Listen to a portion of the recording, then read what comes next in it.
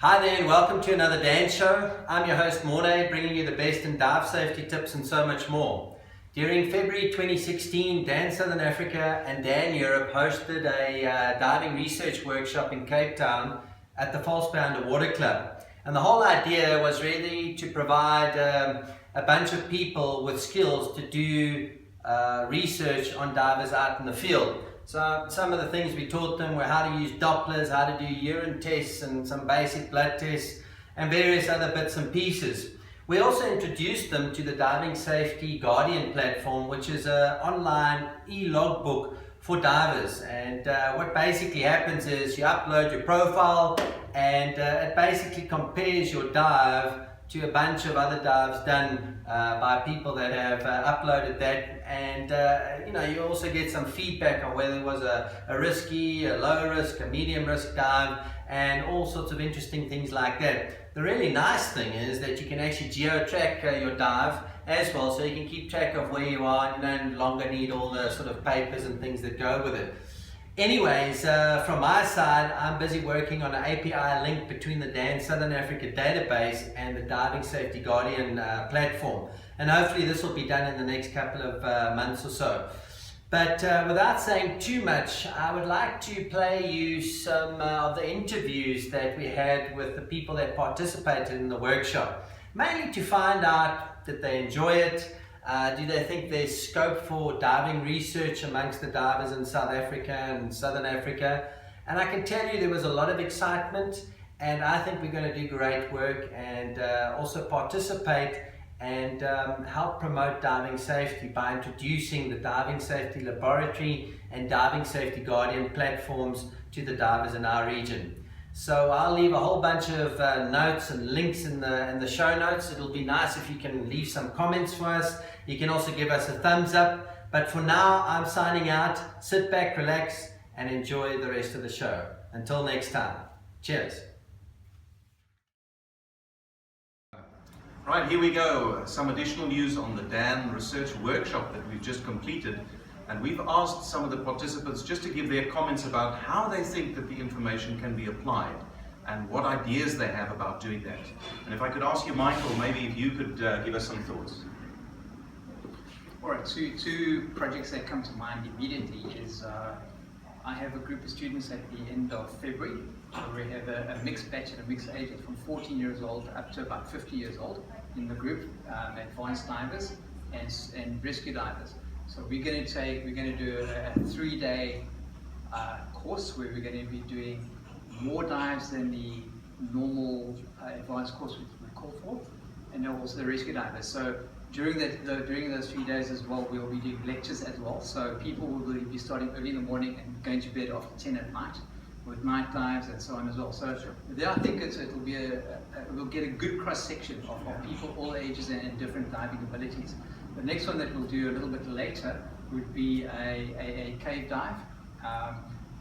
We will be solo diving as well as team expedition diving and doing a rescue simulation as well. So I'd like to put everybody that's do that through the same set of days. Okay, well, one of the challenges that Dan had after starting the Project Dive Exploration program was that the convenient dives were the ones that populated the database. So it was liverboards, and liverboards, and it was so difficult to get additional sampling. So what excites me about what you've told me, and I hope the others can also weigh in on this, is that you are actually sampling different cross-sections. And this data has not been reported before. And having the technology has actually made it possible for you to do so. I'm excited about you being excited about us being excited. So, no, this is really good. So anyway, do you want to add to that? Yeah, I think from what you've seen on the various platforms and so on, it is now going to be a lot easier to actually collect this data and collect it fairly quickly and extremely accurately. Yeah. So we can, as for want of a better word, as individual project leaders, we can now bring our students and other people that we dive on and build up a relatively, a very accurate data set quickly and easily. Yeah. So I'm very excited about it. I think we can move this forward now in leaps and bounds. Wonderful. How about the rest of you? Would you like to make some comments? Yeah. Yes. My name is Gordon Yule. I'm from Alpha Dive Insurance. And part of my interest is from a mobility and morbidity table. I get a lot of questions especially from the industry, on the risk associated with the diving and why they exclude certain people and what is involved in it. And I'm always being asked an opinion, so it's nice to have a set of data that we can refer back to say, well guys, it is safe. There are incidents, and we can probably predict that, but a lot of it starts with the actual collecting of the data. And I think now that we have a South African model, and we can develop that South African model, that's going to be good for our industry. Annie, how about you? I think something that you guys haven't mentioned is the fact that in South Africa, our dive conditions are a little bit more strenuous than anywhere else. So that's going to be interesting to see how that affects your data. From my point of view as Scubaversity, it makes sense this taking of this program forward makes so much more sense to me, because it's really just an addition to the higher program, and I'm very excited about getting individual divers caring for themselves rather than worrying, letting the dive, or pretending that the dive master is looking after them. So I'm excited about that. Wonderful. Well, can I ask our European presenters to maybe respond to that? So either of you, who's ready? Okay, I would like only to give you my congratulations for this day of work. It's very important that we have new research, new divers, new people, and new point of view about the research for a good research. Well, I thinking about a motto like through the barricades, because as Michael said, we can investigate a lot of different. So with the new tools and platform and also enthusiastic researcher, we can go through the barricades. Scuba Unleashed. Everyone, it's wonderful to give you feedback on this DAN research workshop, and we'd like you to hear it from the horse's mouth. We've just finished, and we're going to ask the people who participated why they're here and what they got out of this. So if I could start with you, Martin. Hi. So my name is Martin Lulert, and Hold on. There we go. You can start again, that's fine. So my name is Martin Lulert. I think it's been a very worthwhile meeting and quite revealing about where things are going, and I'm excited about the possibilities that can come from. Great. Yeah. Hi, I'm Peter Suffolk. I'm involved in citizen science projects of other kinds as well. This is an extension of the sort of thing I'm interested in, and I write articles for Wikipedia, so I'm getting stuff out of here as well. Great. I'm Dr. David, diving medical officer at the Navy in Sunstone, the Institute for Maritime Medicine. A great experience, really educational, and I'm excited to take this forward, especially in my report. Cool. Hi, I'm Carl, so I'm diving in Cape Town and learning stuff to protect our divers, or to learn how to get better ideas of what's happening in our bodies. It's always interesting. Hi everyone, I'm Sophia. I'm an SA freediver and also a dive instructor, and I've just found the whole experience extremely informative. I'm always extremely excited to learn about the science behind freediving, and it was a really eye-opener to hear about the Taravana, that you can actually get bubbles in freedivers as well.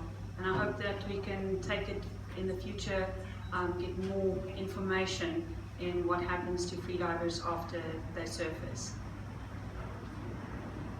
Well, I think what I've heard and what is so exciting is that each of you have benefited and enjoyed participating here based on your own current area of participation. So as divers or dive instructors or researchers or engineers, everybody has a potential opportunity to be part of this. And I think that's what we really are grateful for. And Max, if I could start with you now, because you've been the champion behind establishing a vehicle in which this data can be collected so readily. So if you don't mind me putting you on the spot, you just want to say a few words about the journey and your vision, and I hope the joy you have in seeing it take root at the tip of Africa. Yes, no, it's a really better the situation, because I think that this new joint venture and new energy that DAN Southern Africa and DAN Europe together put into this data collection, and it is a citizen side, is only the picture of the enthusiastic participation of the divers, instructor, engineers. So from my side, this is a really a good moment. I appreciate and I'm very happy because together we can go far. Well, I think that deserves some applause. You want to stretch yourself and give us some words on tape? I think that is very important that the different country, different idea, different point of view collaborate together for diving and for the security of diving. Traditionally, you got your information from your instructor, but how sound was that instructor's information? And he got his knowledge from his instructor, and all this information was passed down. And when you ask somebody about decompression theory, or you ask them about diving accidents, it's 99% of the time hearsay evidence that they're just passing on because the person that they trusted to have provided them the correct information was possibly not the correct person to have been providing them with information. Now if we have a database of statistical information that we can say, you know, in this type of diving, in these conditions, this is the chances of something happening, and we can then from a realistic point of view have a look at a diver and say, look, with your condition or your medical conditions or you're predisposed, and then we can adjust the diving conditions or the type of diving that we're doing based on hard facts. And I think that's really important because I think as a diving community, especially in South Africa, we're quite brave and we're reluctant to share the feelings that we have, whether we don't feel good after a dive or we'll walk it off because that's the macho South African man. Whereas now if we've got data to back up what we're saying, we'll hopefully get people then open when they suddenly see a green face or a red face or a no face, they will realize that there's actually more behind the diving that they're actually doing. So for me it's been an eye-opener, and I'm really glad that we're finally getting some real statistical data that we can use to back up the things that we think that we know. I really appreciate those comments. Diving medicine traditionally has been fairly exclusive, you know, starting with sort of Navy diving, which was perfect specimens. And the reality is that's no longer the diving population. And I think what you've said and what we're also thinking is this is becoming inclusive. In other words, we're actually gathering information related to real people doing real dives, and that's the safety information that we now have access to. Not from a policing point of view, not from a parochial point of view, but basically mirroring people's diving behavior to them in order to assist them in being safer. So I really appreciate your comments. Would any of you like to contribute? Sorry, just carrying on as a dive instructor, what I find very interesting is being involved in the research project. I can now take that forward to my students and say, join us, let's do a little bit of research together, and hopefully it makes them as safer divers, and not just standing in front of them and reading them information out of textbooks, and actually showing them what's happening to their bodies and how to dive a little safer. And especially in Port Elizabeth, where I come from, we've got at times very trying conditions, and it'll be interesting what comes out in the research about diving in their bodies. Thank you. Would you like to add? From my side, it was really interesting listening to the information on freediving, because we haven't really had any information and clinical trials done on real freedivers, and actually learning about lung squeezes, because no one really knew before how and why you got a lung squeeze, and also again that you could possibly get decompression sickness or bubbles doing a free dive. So that to me was really interesting, and again just going to take it home and help test the guys at the club, at Wildside, and the free divers when they finish diving, and I think everyone's going to be really interested to be a part of it and actually see what's going on in their own bodies. So that's it from me. Great. Max, would you like to say something to that? Yes, this is a very interesting point of view, and through the new platform, the Diver Safety Guardian, our mission will be give a feedback, information in real time So this is the new challenge, the new frontier of the research, and it is called the citizen science. Hi guys, I'm Sophia Van Coller, part of the SA Freediving team, and I have Daniela here with us today, and we are on the DAN Research Technician course. Daniela, would you please explain to the freedivers the term Taravana? I think they would find it extremely interesting, and also your background. Thank you, Sofia, for this opportunity. My name is Danilo Cialoni, and I am a researcher for DAN Europe Foundation. And I am also a freediver. And it's very good for me to inform you about the new research on the field of Taravana. Taravana is a Polynesian term that means crazy, madness. And for several times, the researcher think that Taravana is one disease very similar to DCS in scuba diving. But it's very difficult to intercept bubbles in freediving because the time is very quickly. And 1 year ago, we went to the swimming pool Y-40, and we performed a test immediately after freediving training. The diver performed diving very deep at the bottom of the swimming pool and stayed at the bottom for 1 minute, 2 minutes, came back and repeated the dives for several times. After this, we performed the echocardiography in your heart, and we found really bubble, a high level of bubble. Now we are sure that the bubble formation is possible in freediving, and now we know that it's very important that we stay a long time of recovery at the surface before to perform the second or the successive diving. The studies started now. It's very important that we produce new data, and I hope that in the future I can give you some update about this. Thank you. Wow, that is very interesting. Do you have any safety tips for the freedivers to avoid these bubbles?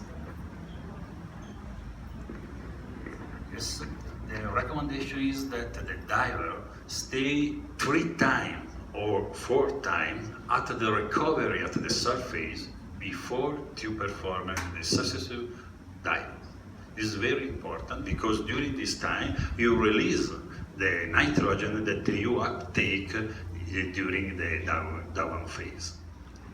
Thank you so much, Daniela. Really appreciate it.